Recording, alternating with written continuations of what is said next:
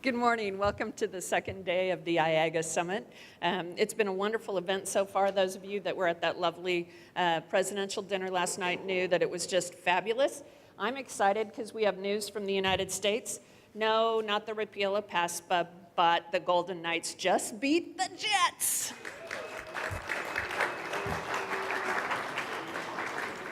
Come on, you gotta love those Golden Knights. Our first session today is moderated by Andre Wilsonach, who is the Executive Director of the International Center for Gaming Regulation at UNLV.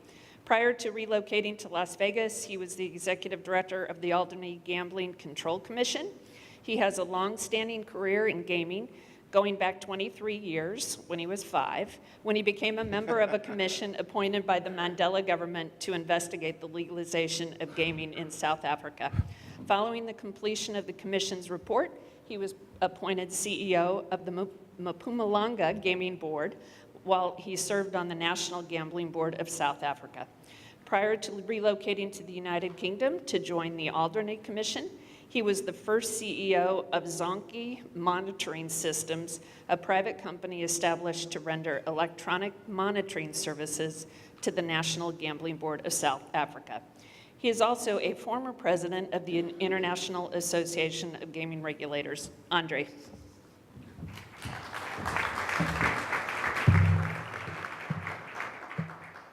Good morning, ladies and gentlemen. Welcome to this, which I hope is going to be an interesting session. And I fully agree with Alan. We had a splendid night last night. It was Laura, to you, and Kirsten. Well done. It was an enjoyable evening. We've got a great panel discussion for you this morning about blockchain and cryptocurrencies. Just a little bit of a story. I became, in 2015, very interested in the fintech industry and got quite close to the development of blockchain at a stage where everyone was interested in digital currencies. Her Majesty's Treasury in the United Kingdom took a keen interest in blockchain, invested a lot of money in the development, and having looked at it, I soon realized that this might be bigger than internet gaming as we know it. Since then, there's been interesting developments in this space. And very recently, I read an interesting article in which someone had an interview done with Bernie Meyerson. Those of you that don't know Bernie Meyerson or the name Bernie Meyerson, he is the innovative guy at IBM. And when he was asked what is the thing that excites him most about his job, he indicated that it is not quantum computing, it is really what's happening with blockchain and the agreements and acquisitions they're doing to do some deals in the blockchain space. The panel today is going to focus very much on how does blockchain and cryptocurrencies apply to this sector. And let me tell you, there are many applications and interesting applications. No doubt in my mind that it's going to change the way we do business, whether it's regulating this industry or operating within this industry or manufacturing for this industry. It's going to change the way that we're going to do business. I have no doubts about it. The difficulty, of course, with new technologies is, as you all know, it's difficult to talk about it because we don't all have a common understanding of what does it actually mean and how does it work. So I thought that before I hand over to this very distinguished panel, I'm going to show a short video, if you allow me. It's a very short video that will give us all the 101 on blockchain. So if you could start that video, we have a look at it, and then we move over to the panel. Thank you.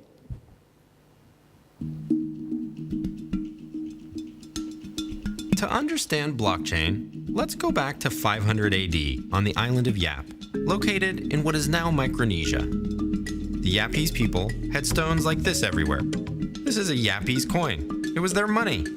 It's about 200 kilos, so spending these like modern coins, that posed a bit of a problem. Well, the Yapese solved this by not ever physically moving the coins. The coins were placed in very visible locations on their tiny island. Every adult Yapese knew who the owner of each coin was by memory. when two people wanted to transact, they would announce the change in ownership to the other Yapese, who would all update their knowledge of whom the coin belonged to. Voila, the coin was exchanged. The Yapese were using what we would call a distributed ledger. It's a ledger in that each Yapese had a mental record of the ownership of all coins, and they would mentally update that ledger anytime there was a transaction. It's distributed in that the ledger wasn't just known by one person, it was known by all people. Now, the Yapese could have asked one person to keep track of the mental ledger of coins. That person would have to be really trustworthy in terms of both honesty and administration skills. The monopoly that person would have on transaction activity might lead them to charge a fee or make rules for who and when one can transact. And problems would arise if that person fell ill, decided to leave, or if their integrity was compromised in some way. That central person would be a bank. Distributed ledgers perform many bank-like functions without requiring trust in a central entity. In the Yapese example, a person can't tamper with the ledger and claim ownership of a stone that doesn't belong to him, lest all the Yapese come forward and contradict his claim based on their knowledge of the ledger, so fraudulent transactions aren't likely. Also, if one particular member of the tribe isn't available or moves away, thereby losing a copy of the ledger, transactions can still be validated by the other Yapese, so the system is fault-resistant. Perhaps most interesting is what happens if a coin gets destroyed or lost. In one instance, a large stone fell overboard on the way back from the island where they quarry the stone. No problem, the other Yapese decided. We can imagine your coin sitting there in the ocean, we'll give you credit for it, and we will mentally use it for transactions like we do with the others. So even if for all practical purposes the coin doesn't even exist, they could still use it to transact. Distributed ledgers turn out to be one of two key concepts you need to understand blockchain. But before I explain blockchain further, let me first tell you a way to summarize the book War and Peace in just 20 letters.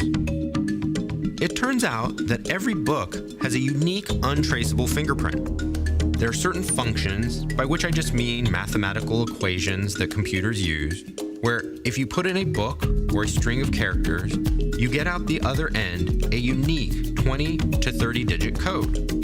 This code will be unique to any given input. So when you put in War and Peace, you'd get a 20-digit gibberish code.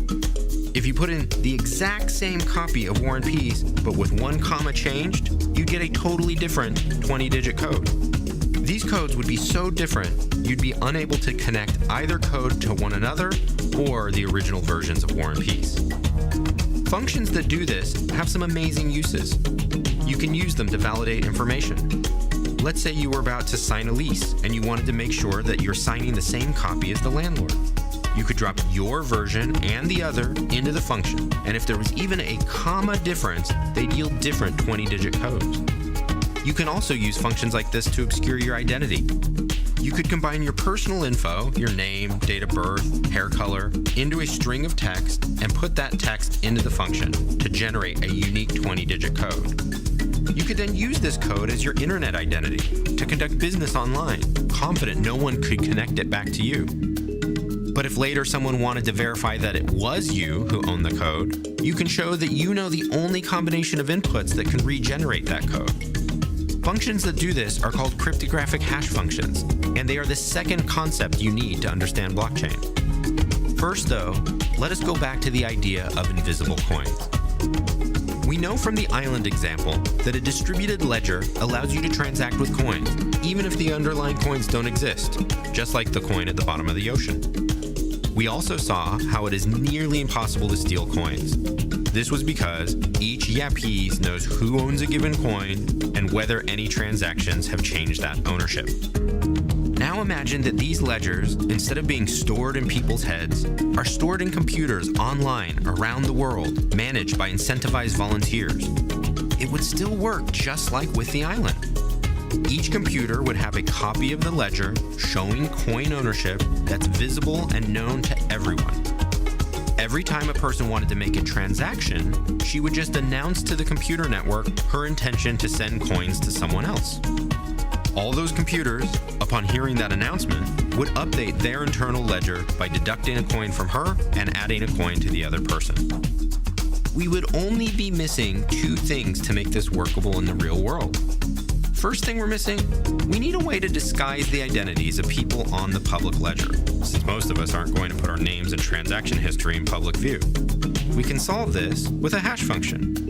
Each person's identity details can be reduced to an unrecognizable 20-digit code, where only the owner knows the inputs required to generate the code, thus anonymizing participants. The second thing we'd be missing to make this workable is a way to quickly compare ledgers between computers, to make sure they're starting from the same version of the transaction record.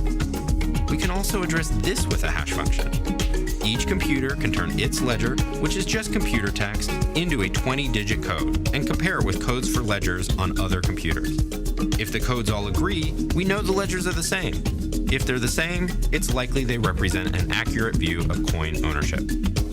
Implicitly, this makes it almost impossible to tamper with the ledger, because to do so, a person would have to tamper with 1,000 other ledger copies stored independently in computers around the world. We've just invented Bitcoin, the digital currency we've all heard so much about. Bitcoin is a shared distributed ledger to transfer invisible coins. Anyone can join this ledger by creating a 20-digit coded identity and obtaining coins from some other users in a transaction.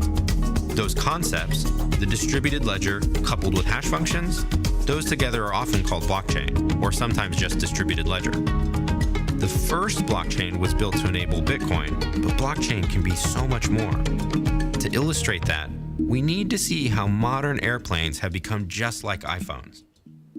A year ago, I'm going to stop it there. It carries on, and I can send you the link to it if you're interested. It goes on to explain how it works in the aircraft industry, which is fascinating. So what we're going to talk about now is how does what we've just learned apply to our industry.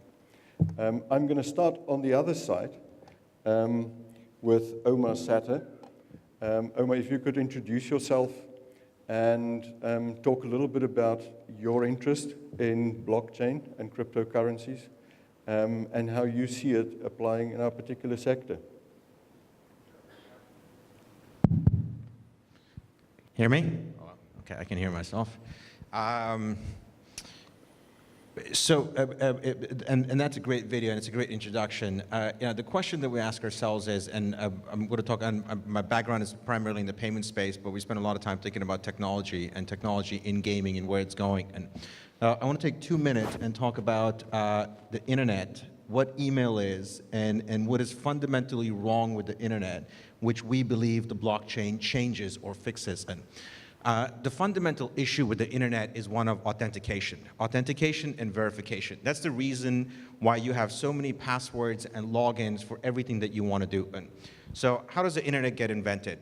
The Department of Defense creates under DARPA a system for the military that allows the military, one person in the military to send a message to another person in the military.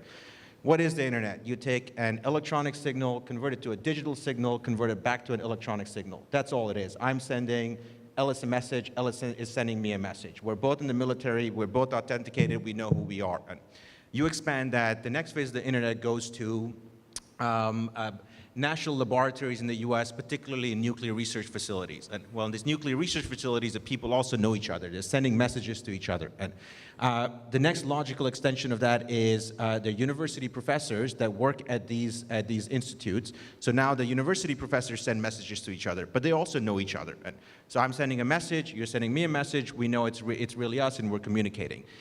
So when the internet gets made, and internet protocol is written, there is no true security built in there for validation of your identity. And that is a fundamental flaw with the internet. Now, if the creators had thought of it differently when it was created, they actually would have done things very differently, but they didn't. And this thing becomes, it opens up, now you have billions of people talking to each other, so how do you verify who that person is? And I can talk to you about the history of email and where it comes from and why it is the way it works, but fundamentally the issue is this, and I'm going to illustrate it with a very simple example. Let's take the issue, let's take IAGA, for example. So I know Andre, I sent Andre a message from my Yahoo account that says, I like IAGA. Andre's got an account with Gmail, he receives that message and it says, Omar likes IAGA. He takes that message, Andre doesn't like me, he sends it to Kristen Clark and says, Omar actually hates Iaga because you can change my message. Now, Yahoo stored the original message, Gmail has stored the original message, and let's say the person also has a Yahoo account. The message that she gets says Omar hates Iaga, not Omar loves Iaga. But there's no way to validate or authenticate that. Now she doesn't like me because I said I hate Iaga. That is the fundamental issue with the internet. What the blockchain fixes and changes, now if the three of us are connected on a blockchain, I send you a message. If you change that message or alter that message and then forward it to Kirsten, all three of us know that the message has been changed. That's basically what the blockchain changes. It allows the authentication, and that's what the video was showing. Every time you change something on the chain, everyone on the chain knows that it's been changed. So now you think about it from an application of a gaming standpoint. We think entire gaming platforms can be built in the blockchain. It is the fundamental question of what does a slot machine do, or what does a table game do? And I sit at a slot machine, I put in a $100 bill into that, the bill validator records that, then it puts it to a credit meter, and the random number generator kicks in, and it spins the wheel. And, well, that's being recorded in a system that's created by Scientific Games or IGT or a big slot system provider. That's being recorded, and then that's being audited by a regulator, right, to ensure that the integrity of the game is there, so on and so forth. If you perform this exact same transaction on the blockchain, the regulator can audit that in real time, they can validate that in real time, and every time you change that, they would know that something has happened. Someone at the property, someone who has access to the software has actually changed that transaction. We think there's at least a half a dozen good use cases of blockchain in the gaming industry that fundamentally change how we do business. Thank you, Omar. Bob, you have a specific interest in specifically understanding fraud within the sector. This is very much your focus. Could you talk to us a little bit about your experience of how blockchain can facilitate what you're seeing happening in our industry?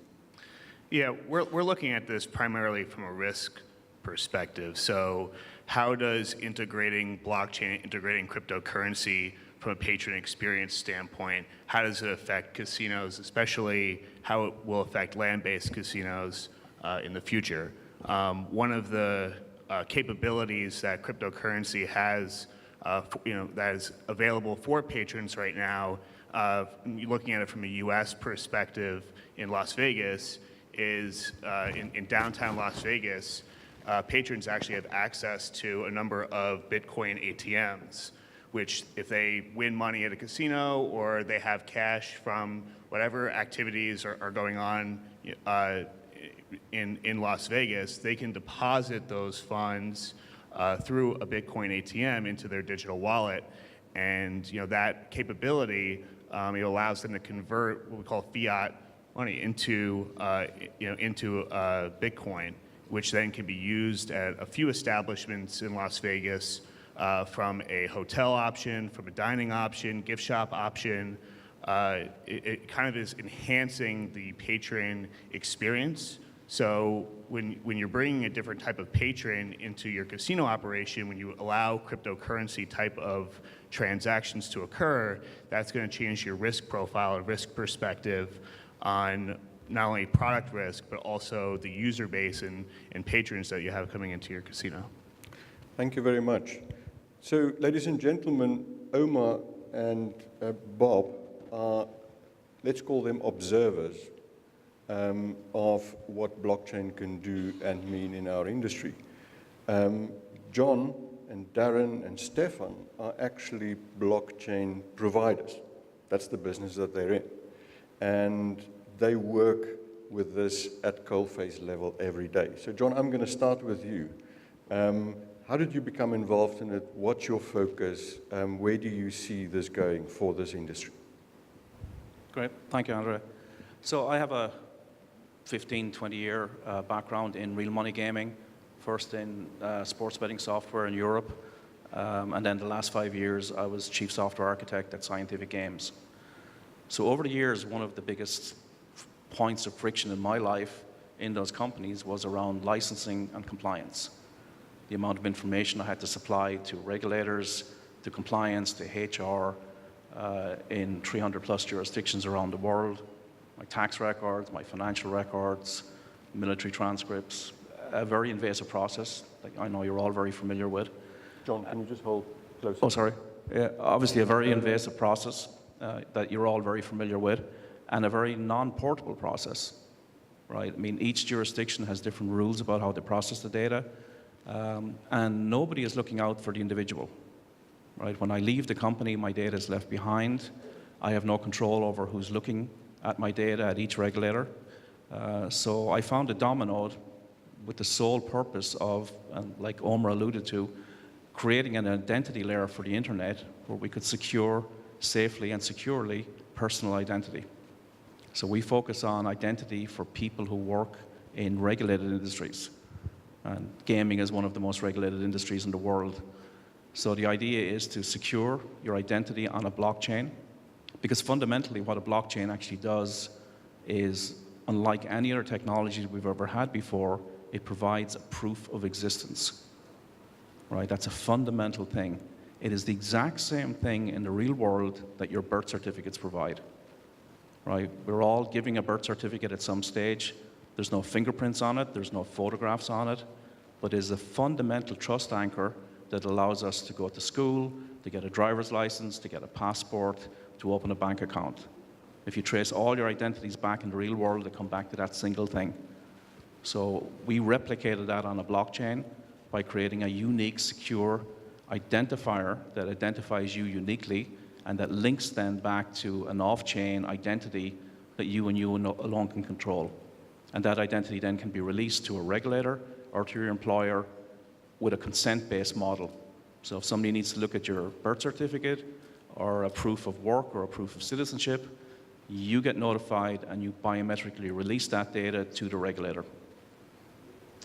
Then we looked at almost the flip side of all that. So once we protected key individuals, executives, directors of gaming companies, could we do anything for the players?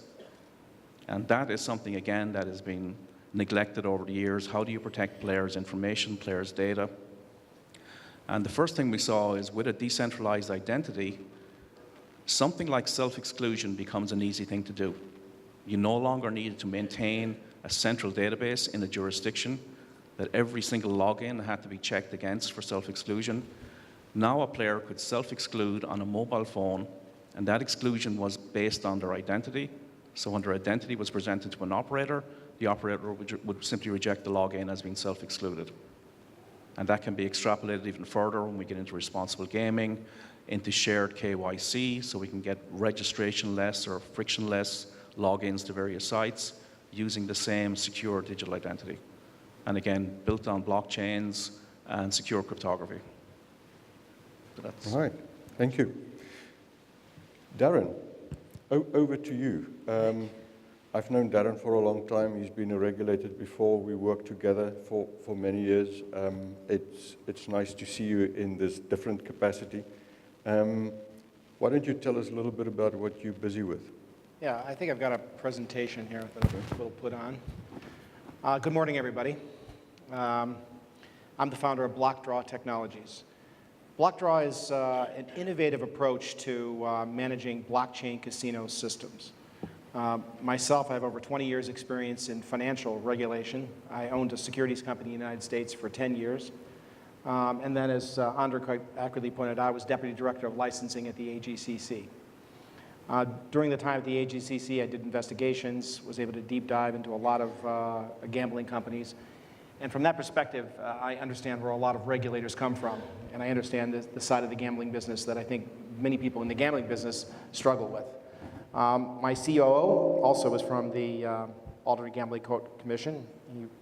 He was in charge of Deputy Director of Compliance, where he did security, internal control systems, AML, things like that. And finally, Kim Lombard is our CTO. Kim is taught information theory at Caltech. He developed our IP. The first thing that, and I think this is relevant to all of us, it's not just a marketing presentation, but the first thing that we did was ask ourselves, what do the stakeholders want and need in this business? Because when you're applying blockchain technologies, you really need to ask yourself, how is it working for people? What are they getting out of it? And you know, regulators in particular, they're getting new to this space. They want certain things. They want security. They want player protection. They want probity. Businesses want security, but a different type of security. They want IP protection. Players, of course, want a fun UX to play and enjoy the game. So we looked at the current implementations in the blockchain at the time we did this back in 2017 and said, how is that being addressed? Well, the first generation of software that was out there was what I would call live on the blockchain. Very slow, inefficient, and it didn't really work. The second generation were advanced state channels, which are currently in use by one of my competitors here. And they're an outstanding way to run on the Ethereum network in a public, verifiable way, but they also suffer from some disadvantages. We wanted to build something that allowed us to do something a little bit different and help, advance the system. I would say this is the third generation. This is the incorporation of private blockchains alongside the public blockchain. So we created this system that we've recently put a patent on. It's called the LEAP system. The LEAP system takes the live Ethereum blockchain and marries it with 3 separate private blockchains. Now, the reason we use 3 separate blockchains is we want to get integrity. So we have an audit chain that tracks every single transaction, card by card, dice throw by dice throw. It's something that a regulator wants. It preserves provenance. It's along the lines of the types of things that what the video was about to explain that Boeing uses currently. Imagine as a regulator, you can go into a company and actually audit every single transaction, every single IP address, and know that the company couldn't have changed any of its outcomes. It's a powerful tool. The second thing is we have what I would call an execution change and a performance chain. The performance change is a read-only change where the public can see what's happening. They can verify every transaction. It's just like the Ethereum blockchain, except it's only read-only. Finally, we marry all of this with a very cool cryptographic tool that uses as inputs certifiable RNGs. Okay, that's important because unlike other implementations of cryptographic protocols, we're able to use a certifiable RNG that allows peers to take these RNGs, mix them together through some mathematical magic, which is I'm not going to get into today, and generate a random result which is not controlled by any single party and cryptographically secure. That all gets fed back to our performance chain and our execution chains, and it allows us to offer a fully distributed, verifiable, and trustless system. Now, there is some debate about the verifiability issue because we do not allow our smart contracts to be open sourced. And it's an area where we will get some heat in the community.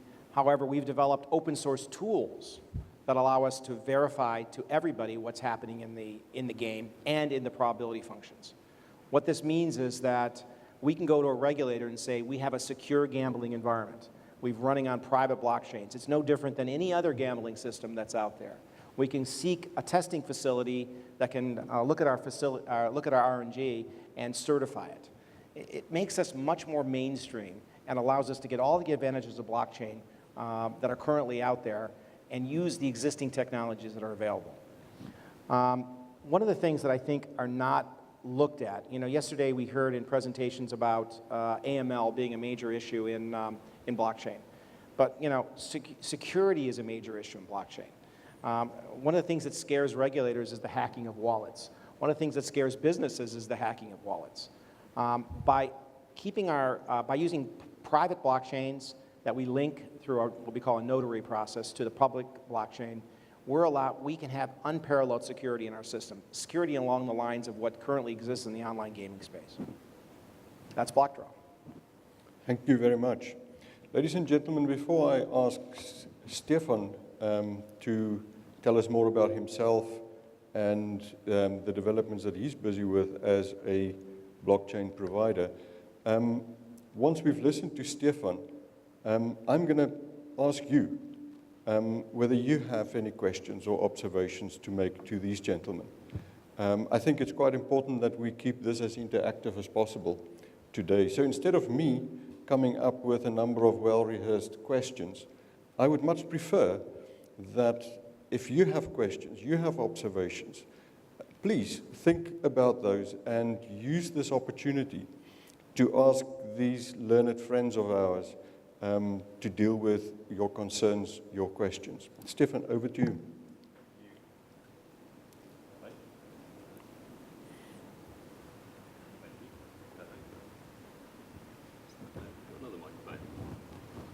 Try this one. Hello. Oh. There you go. No. There we go. That was a good start. Good morning. Yeah, thanks. Good morning, everyone. So I work for a company called Funfair Technologies. It's similar to my friend here, but we launched, we did an ICO last year. We're about to launch our closed beta next week, and we plan to actually go live with an operator before the end of Q2. The main founder within the business is a guy called Jez Sands. Jez has a long history within gaming, as do the exec team within Funfair. He's also got a long history within cryptocurrencies and blockchains, having worked in the space for the last 5 or 6 years. We have quite a unique kind of combination, I think, in terms of gaming experience and crypto experience. The vision is very simple. We believe in a world of fairer gaming.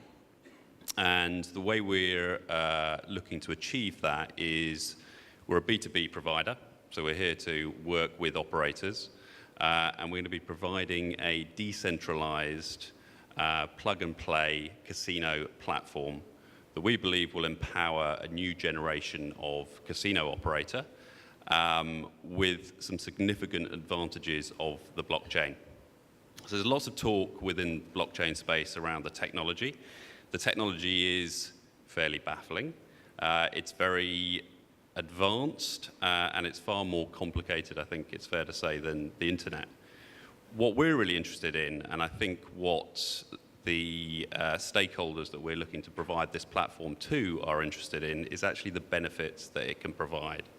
So we're obviously looking at working with operators, we're looking at working with affiliates, we're looking at working with game developers, and of course we're looking at working with players at the end of the day. A quick sort of snapshot of what I think the landscape looks like at the moment. We are talking about a technology which is very nascent still. We're probably sort of the late 90s, in my opinion, in terms of internet. We haven't seen any breakthrough blockchain successes, and I think probably when we do, we might not even realize it's blockchain. Okay, it will manifest itself and we will use it like we use the internet. We don't necessarily think we go and log onto the internet anymore. We open an app or we talk to Siri. And I think what we're beginning to see is the first sort of prototypes. Like I said, we'll be launching within the next couple of months this year into next year, and probably the first breakthroughs within the space 2020 and beyond.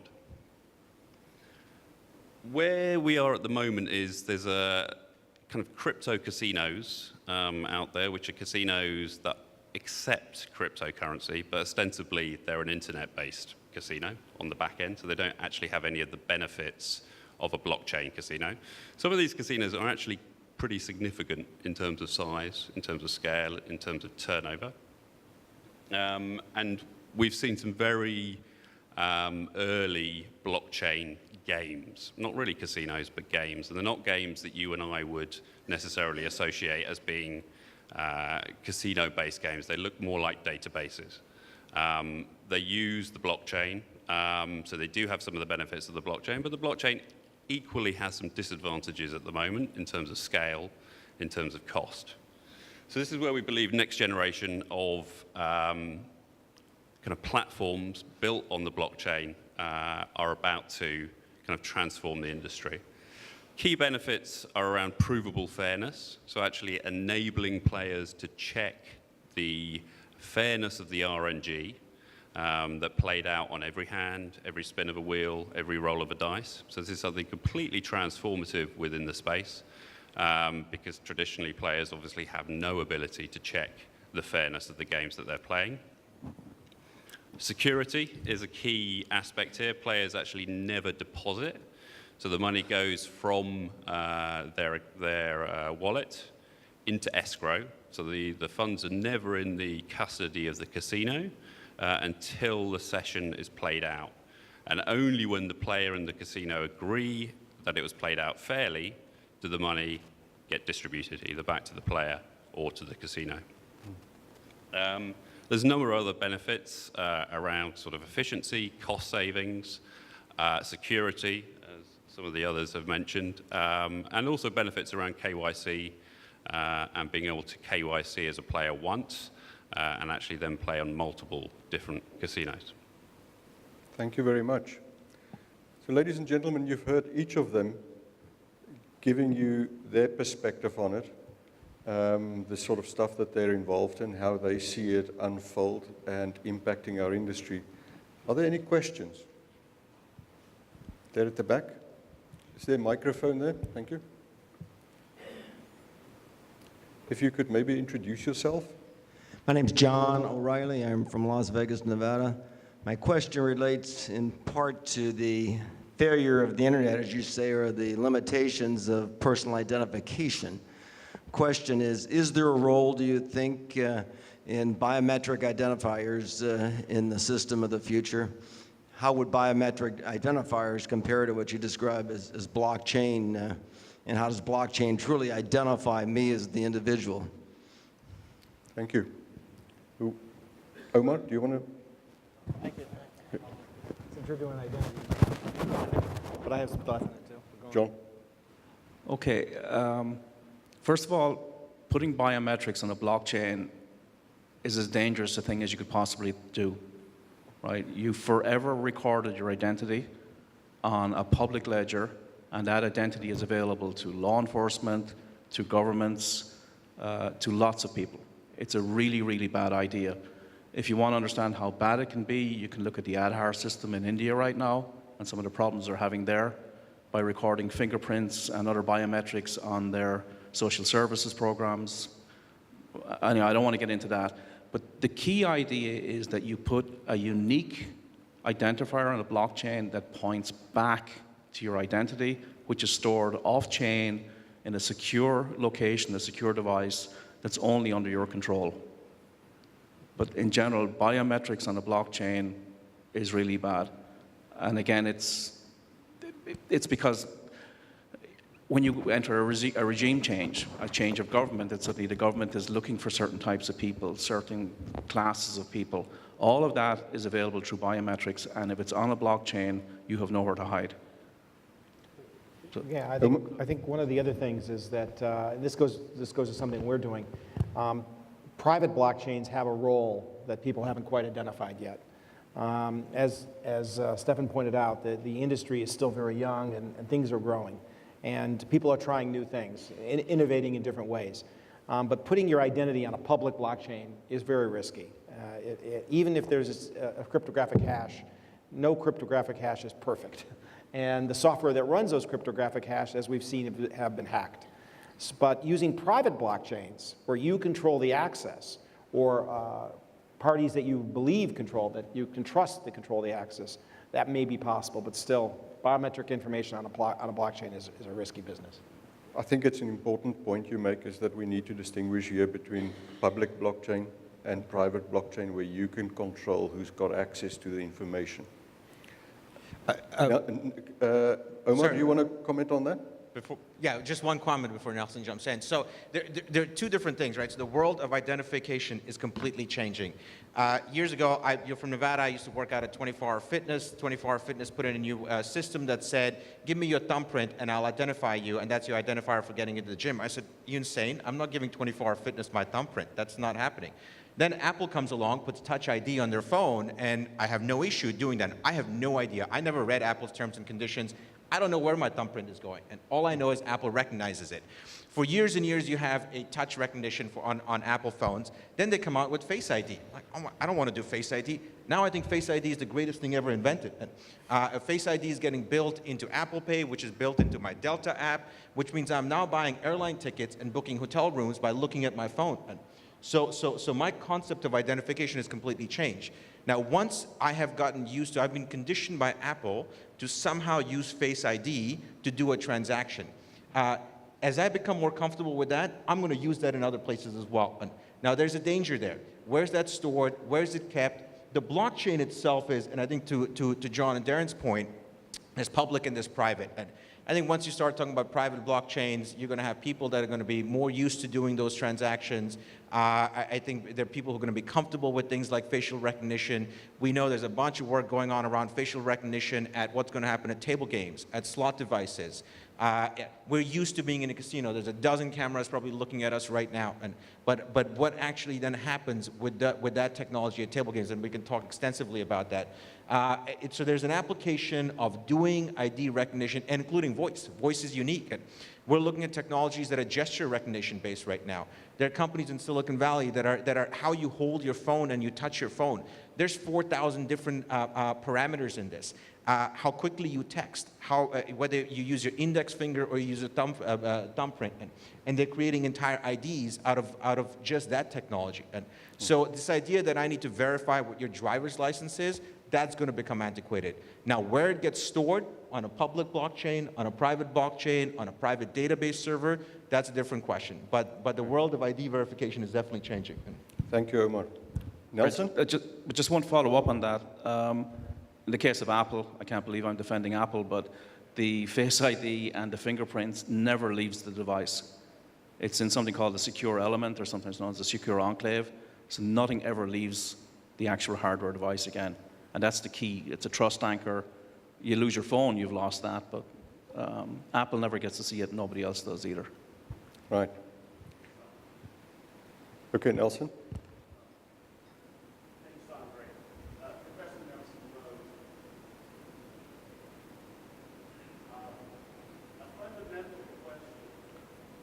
Can, Those of us who don't know the technology, can this, right now, is it possible that there are sites that are simply fake? I'll give you an example. I was in discussions with the government of South Africa years ago on regulating internet gambling, and there was a site that said they were licensed already. We never could find out where on earth they were. So I'm wondering for technologically unsophisticated people like me, whether there are scams going on and is it being misused? I can give a quick answer to that. So the answer to that is yes. Yes. Can I we've just, all say yes for to that. those of you that haven't heard, I'm not sure that I've heard Nelson's question, but I think his concern is that for technologically retarded people such as him and I, how do we know that someone isn't doing certain things on this technology where in actual fact we have no control over that? Yes, so I think we are, as I said before, in a very early stage of blockchain. Regulation is yet to catch up, both from a financial perspective and also from a gaming and gambling perspective.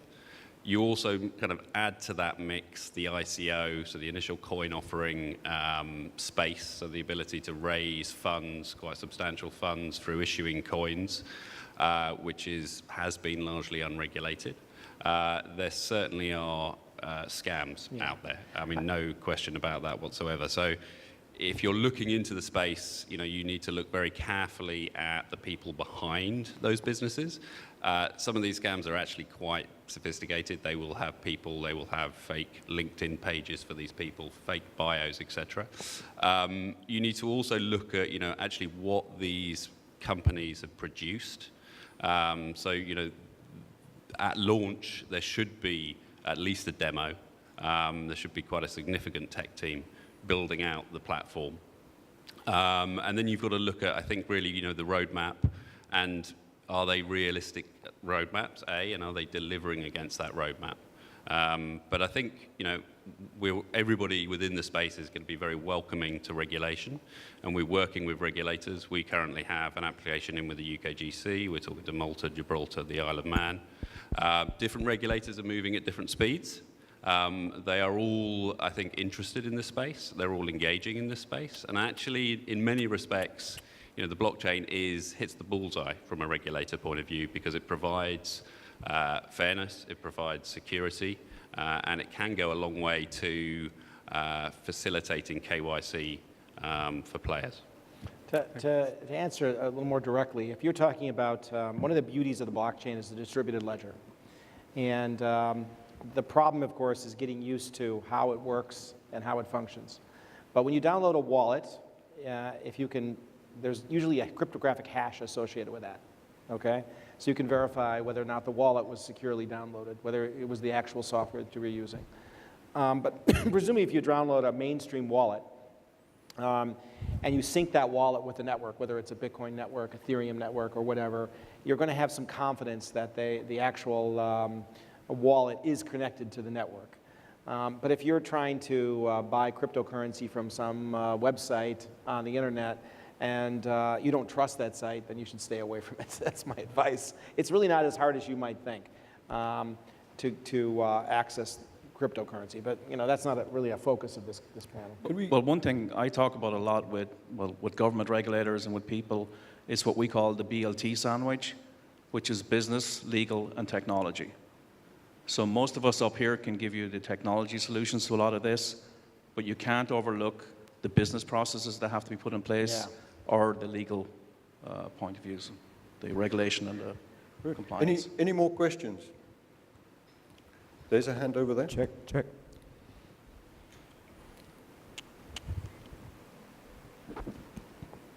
Hi, my name's Jane Tsai from JCT. We're IR consulting company. Just my question is for Stefan.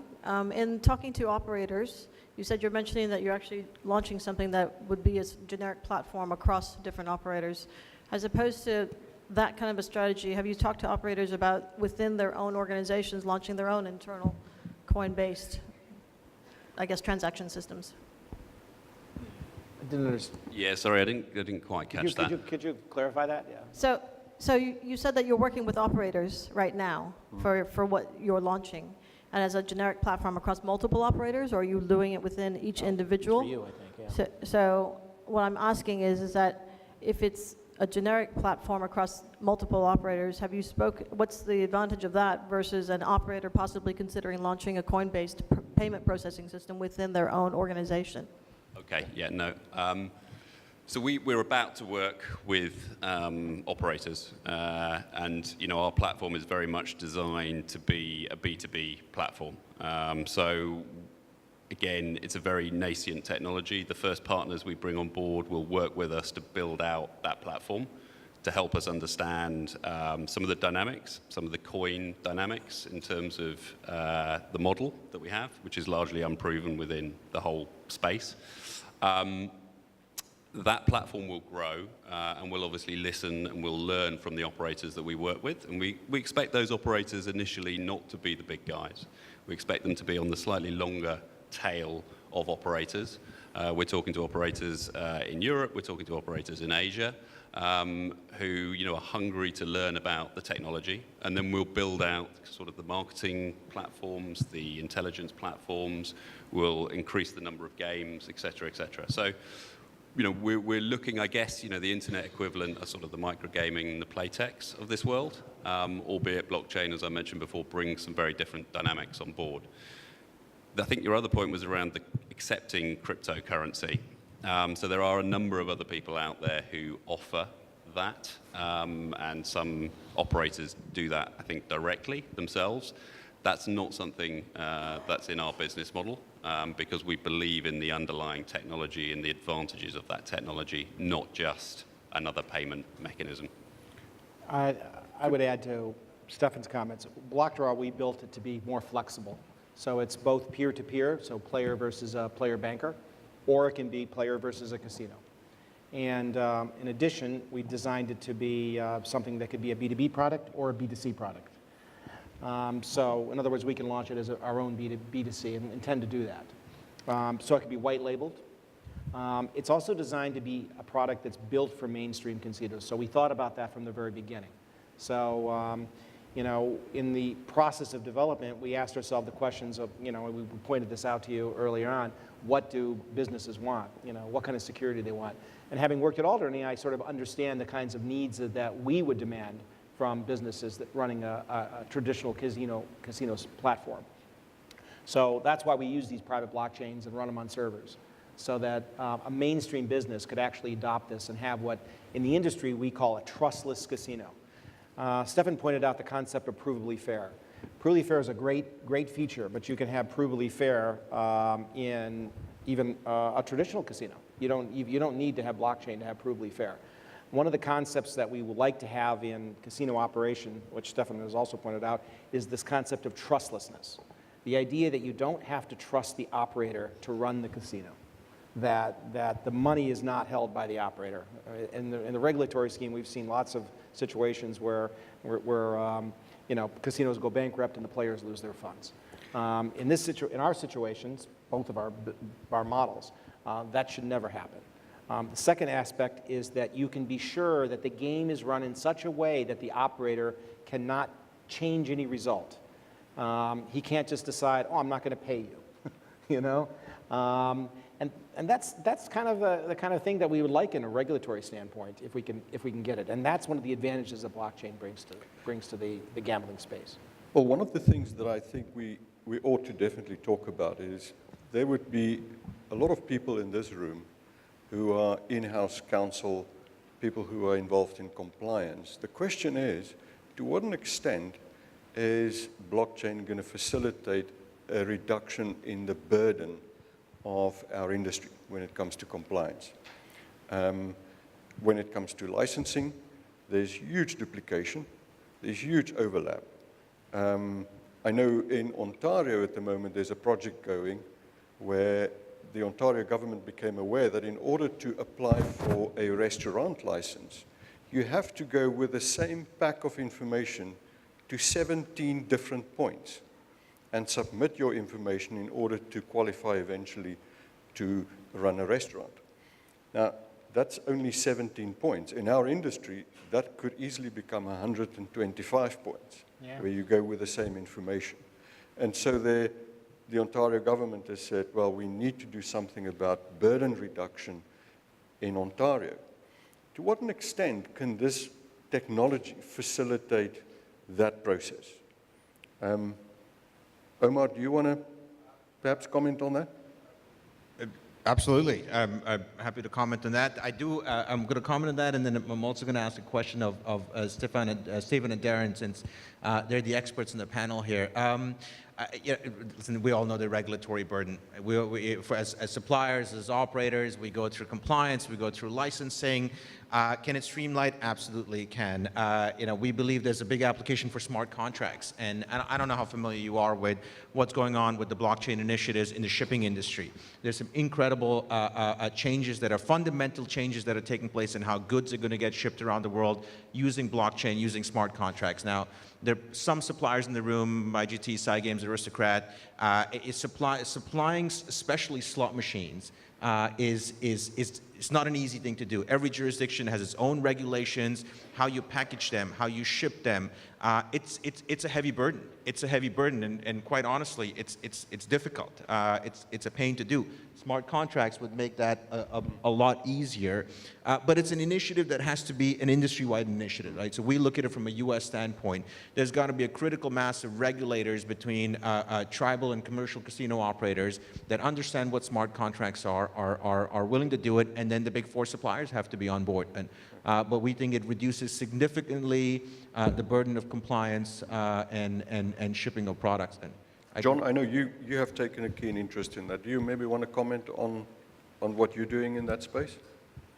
Yeah, so one of the key burden reduction pieces that we saw is around duplication of verifications.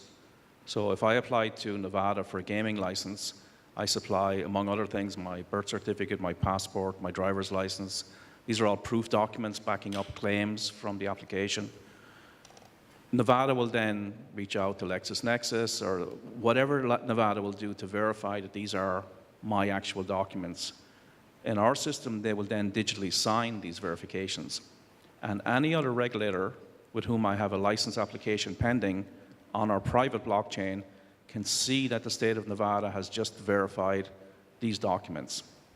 So at that stage, New Jersey can elect, for example, to accept those verifications. We have a system in place to compensate Nevada for that, but if New Jersey accepts the verifications, the burden is reduced on them. If New Jersey decides, no, we need to verify ourselves, then a second digital signature is added to my professional identity. So when that identity, through my compliance department, is presented to Washington State or Ontario, they can see then that 2 US regulators has verified the same information.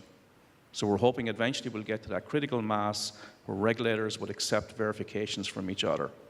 Now this is in the initial licensing application, but then think to the random drug tests, the credit checks, and the ongoing KYC checks that everybody who is a license is subject to. You could get hit 20 times a year for a drug test if you're licensed in every jurisdiction in the US. If you were asked by one regulator, again Nevada, you did the drug test, and the results of that test, with your permission, was published on this private licensing blockchain, then every other regulator would see the results of that test and spare you the having to go a second, third, fourth, fifth time, and also sparing the compliance department and everybody along the way asking you to do the drug test again. Same goes for credit checks, KYC checks, any other ongoing checks. So we see the burden reduction a lot in sharing of verified proofs and verified claims that people are making about their professional identities. Thank you very much. A last word from you, Omar? John, if you're doing that, we're signing up, man. That's a no-brainer. It's super cool. Can I make a quick comment about regulation? I'm afraid I'll have to bring this session to a close here. Ladies and gentlemen, thank you very much for your keen participation. I know you have a lot of other things on your mind with PASPA having been repealed, and very exciting news, I'm sure, and with the Golden Knights having won, all great stuff. But I'm afraid I'll have to bring this to a close. I would appreciate if you could thank me in joining me in thanking our panel for their participation. Thank you.